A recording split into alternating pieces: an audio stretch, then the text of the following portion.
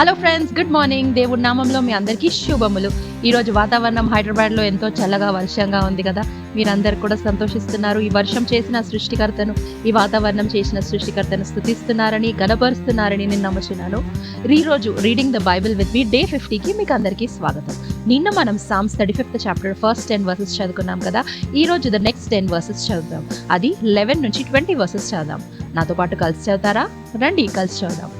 కూట సాక్షులు లేచుచున్నారు, నేనెరుగని సంగతులను గురించి నన్ను అడుగుచున్నారు. మేలునకు ప్రతిగా నాకు కీడు చేయుచున్నారు. నేను దిక్కులేని వాడనైతిని, వారు వ్యాధితోనున్నప్పుడు గోనెపట్ట కట్టుకొంటిని. ఉపవాసము చేత నా ప్రాణమును ఆయాసపరుచుకొంటిని. అయినను నా ప్రార్థన నా ఎదలోని తిరిగి వచ్చి ఉన్నది. అతడు నాకు చెలికాడైనట్టును సహోదరుడైనట్టును నేను నడుచుకొంటిని. తన తల్లి మృతి నొందినందున దుఃఖవస్త్రములు ధరించు వాని వలె కృంగుచుంటిని. నేను కూలి ఉండట చూచి వారు సంతోషించి గుంపు కూడిరి. నీచులను నేనెరుగని వారును నా మీదికి కూడి వచ్చి మానక నన్ను నిందించిరి. విందు కాలమందు దూషణలాడు వదరు బోతుల వలె వారు నా మీద పండ్లు కొరికిరి. ప్రభువా, నీ వెన్నాళ్ళు చూచుచూ ఊరుకుందువు. వారు నాశనము చేయకుండా నా ప్రాణము రక్షింపుము. నా ప్రాణమును సింహముల నోటి నుండి విడిపింపుము. అప్పుడు మహాసమాజములో నేను నిన్ను స్తుతించెదను, బహుజనులలో నిన్ను స్తుతించెదను. నిర్హేతకముగా నాకు శత్రువులైన వారిని నన్ను గూర్చి సంతోషింపనీయకుము. నిర్మిత్తముగా నన్ను ద్వేషించు వారిని కన్నుగీటనీయుము. వారు సమాధానపు మాటలు ఆడరు. దేశమందు నెమ్మదిగా నున్న వారికి విరోధముగా వారు కపట యోచనలు చేయుదురు.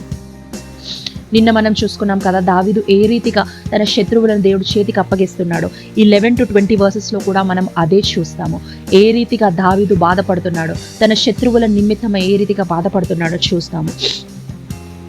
అయితే మనం చూసినట్టయితే వాళ్ళు మేలుకు ప్రతిగా ఆయనకు కీడు చేస్తున్నారు దేవా, నాకు మేలుకు ప్రతిగా కీడు చేస్తున్నారు దేవా.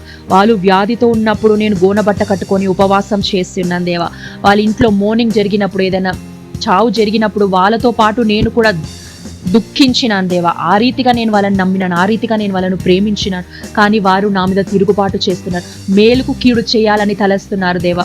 వాళ్ళు నా మీద పల్లి కొరికి చూస్తున్నారు దేవా. ఎప్పుడు వీడిని పడేయాలి, ఎప్పుడు వీడిని నాశనం చేయాలి అని చూస్తున్నాడు. దావీదు అదే చెప్పుకుంటూ అంటున్నాడు, దేవా వీళ్ళ పాపం నుండి నాయన, వీళ్ళ క్లచెస్లో నుండి నన్ను విడిపించవా దేవా అని అంటున్నాడు. ప్రాణము సింహపు నోటిలో నుండి విడిపింపుము అంటున్నాడు. సింహపు నోళ్ళు అంటే శత్రువుల నోళ్ళ నుండి అయ్యా నా ప్రాణాన్ని విడిపింపవా దేవా. నువ్వు ఎప్పుడైతే నా ప్రాణాన్ని విడిపిస్తావో నేను స్తుతిగానం చేస్తాను. పబ్లిక్గా నువ్వు చేసిన కార్యం బట్టి నేను స్తుతిస్తాను, నేను ఆరాధిస్తాను అని దావీదు చెప్తున్నాడు. ఆయన క్రై ఆఫ్ ప్లీ, ఆయన క్రై ఆఫ్ జస్టిస్ ఈ 11 to 20 వర్సెస్లో మనం చూస్తాం. నిజమే కదా, మన జీవితాల్లో కూడా మనం ఎంతోమంది మన ఫ్రెండ్స్ అనుకునే వాళ్ళు మనకు శత్రువులుగా తయారవుతారు. మన ముందు ఒకలాగా మాట్లాడతారు, మన వెనకాల ఇంకోలాగా మాట్లాడతారు. ఆ క్లచెస్లో నువ్వు ఉన్నావేమో, ఆ బాధలో నువ్వు ఉన్నావేమో, కానీ భయపడద్దు, ధైర్యం తెచ్చుకో అని దావీదు మనకి చాప్టర్లో జ్ఞాపకం చేస్తున్నాడు. ఎందుకంటే నిన్ను విడిపించగల యోగ్యుడు ఆ నిజమైన యెహోవా మాత్రమే. ఆ యెహోవాను నమ్మినట్లయితే నీ శత్రువును సైతం ఆయన పాద సన్నిధికి అప్పగించుకుంటూ, దావీదు ఆ దేవుడి దగ్గర ఏడ్చిన ప్రకారం నువ్వు నేను ఆ దేవుడి దగ్గర ఏడుస్తామా దేవా, ఈ శత్రువుల నుండి నన్ను విడిపించవా దేవా. వీళ్ళ మాటలు, వీళ్ళ భయంకరమైన మాటలు, వీళ్ళు నా ఎడల చేసే భయంకరమైన కార్యాల నుండి నన్ను విడిపింపవా దేవా అని మనం ఒక్కసారి మనము మన శత్రువులను, మన పరిస్థితులను ఆ దేవుడికి అప్పగించుకున్నప్పుడు ఆయన గొప్ప కార్యం నీ జీవితంలో, నా జీవితంలో చేస్తాడు. నీకు నాకు వాళ్ళ సంఖ్యల నుండి, వాళ్ళ ప్రభావం నుండి విడిపిస్తాడు దేవుడు. ఒకసారి కళ్ళమొస్తున్నామా? అవునయా, నీకే స్తోత్రం, నీకే మహిమ, నీకే ఘనత. ఈ దినం ఇచ్చినందుకు వందనంలో యేసయ్యా నాయన. మరి ఒక్కసారి నాయన శత్రువు మా పైనకి లేచినప్పటికీ నాయన అవేమి కూడా చేయలేవని యేసయ్యా జ్ఞాపకం చేసినందుకు నీకే స్తోత్రమయ్యా. మమ్మల్ని మేము తండ్రి నాయన మా శత్రువుని సైతం యేసయ్యా నాయన నీకు అప్పగించుకుంటున్నాం. వాళ్ళ క్లచెస్లో నుంచి నాయన మమ్మల్ని విడిపించే దేవుడు నాయన నువ్వే కాబట్టి అయ్యా నీకే స్తోత్రం చెల్లిస్తున్నామయ్యా. మాకున్న సమస్తం నీకే అప్పగించుకుంటూ, మా పరిస్థితులను నీకే అప్పగించుకుంటూ నజరేయుడైన యేసు నామములో ప్రార్థించి వేడుకొంచున్నాము స్వామి. ఈ రీడింగ్ ద బైబిల్ విత్ మీ మీకు నచ్చినట్టయితే లైక్ చేయండి, షేర్ చేయండి, సబ్స్క్రైబ్ చేయండి. తిరిగి రేపు ఉదయకాల సమయం కలుసుకుందాం. అప్పటి వరకు మిమ్మల్ని మీరు ఆ యేసయ్యకు అప్పగించుకొని సంతోషంగా గడపాలని కోరుకుంటున్నాను. Bye bye.